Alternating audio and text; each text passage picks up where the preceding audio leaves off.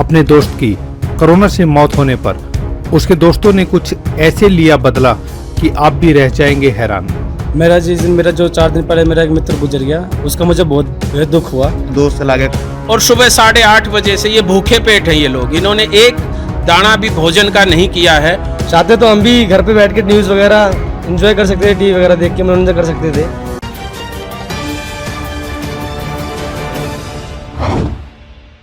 स्थान जय विहार नजफगढ़।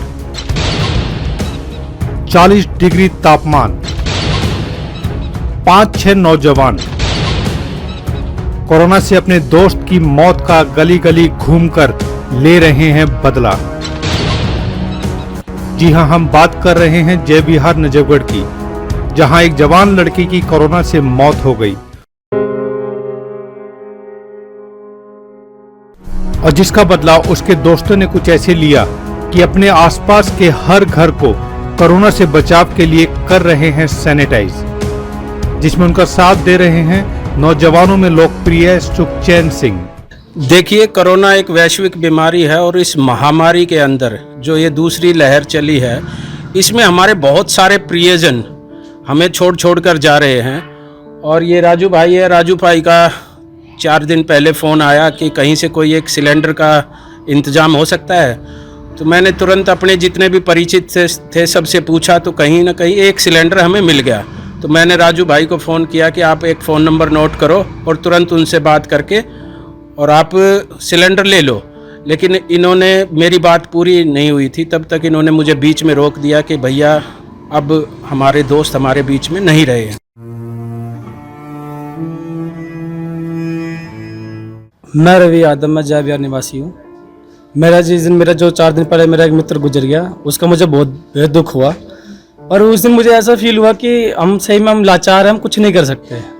पर बाद में सोचा, फिर बैठ के ऐसा लगा कि नहीं, हम अपने दोस्त को तो नहीं बचा पाए, पर हम कुछ तो ऐसा कर सकते हैं जिससे हम औरों की जान तो बचा सकते हैं। तो इसके बाद फिर हमारे सारे युवा भाइयों ने फिर बैठ के मीटिंग करी, फिर इसके बारे में फिर सोचा, फिर हमने सैनिटाइज के बारे में सोचा। फिर इस हिसाब से हमारे बड़े भाई सुखचैन है, भाजपा कार्यकर्ता हैं जो हमारे, फिर हमने इनसे कॉन्टेक्ट करा, इन्होंने हमारी बातों को समझा और इन्होंने हमारा साथ दिया। और आज ये हमारे बीच अपना ट्रैक्टर लेकर और सैनिटाइज के साथ आए हैं और पूरे जय विहार में सैनिटाइज करने में योगदान दे रहे हैं। हम इनका तहे दिल से धन्यवाद करते हैं।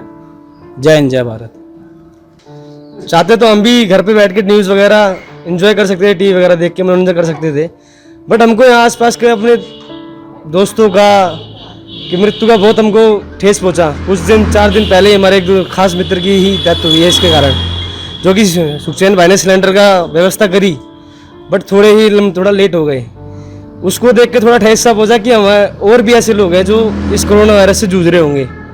ये सब जो बच्चे युवा कर रहे हैं बहुत अच्छा काम कर रहे हैं और हमें बहुत अच्छा है, क्योंकि हमारे पड़ोस में इसी कोरोना की बीमारी के कारण एक जवान बच्चा चला गया है, लेकिन हमें बहुत दुख है उसका, लेकिन कोई कुछ नहीं कर पाया। लेकिन ये जो बच्चे आप कुछ उन्होंने प्रेरणा से करा है तो बहुत अच्छा कार्य कर रहे हैं और हमें बहुत खुशी है। सब भाई मिलके जो काम कर रहे हैं, कोई नहीं, बीमारी तो आएगी जाएगी रहेगी, लेकिन जज्बा जो है रहना चाहिए। हिंदुस्तान ना हारा था ना हारेगा, बस इस बीमारी को हमें अपने आप से ही दूर करना है।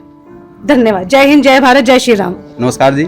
ऐसा है कि हम कब तक अपने परिजनों को यहाँ पर खोते रहेंगे। ये बीमारी इतनी भयानक रूप से आई हुई है कि हमें डे बाय डे हमें कुछ ना कुछ सुनने में आता। कभी हमारा दोस्त चला गया, कभी हमारे कोई रिश्तेदार चले गए, तो ऐसे हम परेशान और हम कुछ कर भी नहीं सकते थे। फिर हमने सुखचैन जी की मदद लेके हमने उनसे कहा कि सर हमें सैनिटाइज करवाना है। फिर उन्होंने ये सामने आए, ये हर बार ही सामने आते हैं हमारे लिए, हर बार हमेशा कार्य करते हैं सर। इस बार इन्होंने कहा कि ठीक है, मैं आपकी मदद करूँगा और जितनी हो सकती है उतनी मदद भी करते हैं। फिर ये सुबह लेके आए, फिर हम सब ने इसको सैनिटाइज किया और जितना हो सकता है हम अपनी तरफ से इसको पूरी कोशिश कर सकते हैं कि हम वायरस को मार सकें, खत्म कर सकें, ताकि हम और आने वाले अपने परिजनों को खो ना सकें। कब तक आखिर हम अपने बिस्तर पे बैठ के अपने कमरे में एसी के अंदर बैठकर कब तक टेलीविज़न पर न्यूज़ देखते? क्या हम अपने लोगों को मरते हुए देख सकते थे? नहीं।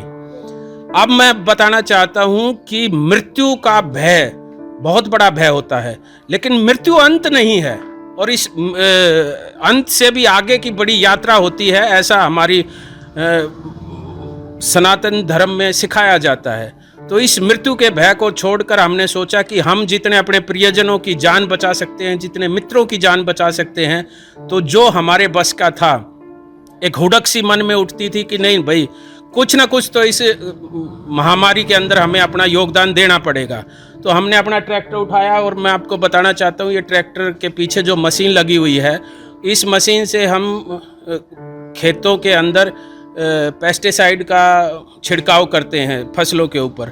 तो उसी के अंदर हमने कहीं ना कहीं से इंतज़ाम किया सैनिटाइज़र का, और सैनिटाइज़र डाल के हमारी पूरी टीम निकल पड़ी है कि हर गली में, हर चौखट पर कहीं भी वो चौखट नहीं छूटे जहाँ पर वायरस अभी भी पड़ा हुआ है, और जो निर्जीव अवस्था में, लेकिन जब छूते हैं तो वो सजीव हो जाता है। तो उस वायरस को मारने का काम हम लोगों ने पूरी टीम के साथ किया।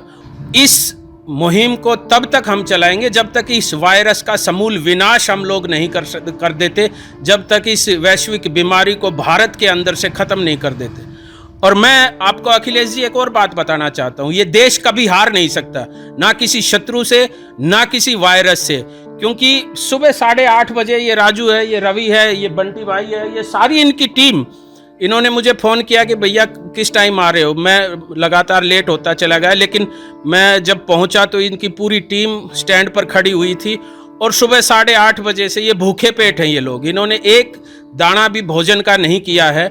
और लगातार आपने देखा होगा कैसे दौड़ दौड़ के, भाग भाग के हर घर में ये जा रहे हैं, और उस घर को पूर्ण रूप से सैनिटाइज कर रहे हैं। जहाँ पर कोई कोरोना पेशेंट है या कोरोना की वजह से जहाँ पर कोई मृत्यु हुई है, उस पूरे घर को सैनिटाइज कर रहे हैं। और हमारे अंदर एक दुख है क्योंकि हमारे प्रियजन जा रहे हैं, लेकिन एक हौसला और एक जज्बा है कि हम इस वायरस को हराकर ही दम लेंगे। और मैं आपको बताना चाहता हूँ, ऐसे युवा इस देश के अंदर हैं जो भरी दोपहरी में 40-42 टेम्परेचर के अंदर भी इस माँ भारती को बचाने के लिए लगे हुए हैं, और निश्चित रूप से ये कोरोना हारेगा और भारत इसके खिलाफ युद्ध में अवश्य जीत प्राप्त करेगा। अगर हम हमारे इस परिश्रम से किसी की जान बच सकती है, या कोरोना वायरस से कोई बच सकता है, तो यही हमारे लिए एक बड़ी ही हमारी एक श्रद्धांजलि होगी हमारे दोस्त के प्रति। इसको हम अर्पित करना चाहते हैं अपने दोस्त को। चिट्ठी ना कोई संदेश, जाने वो कौन सा देश जहाँ तुम चले गए।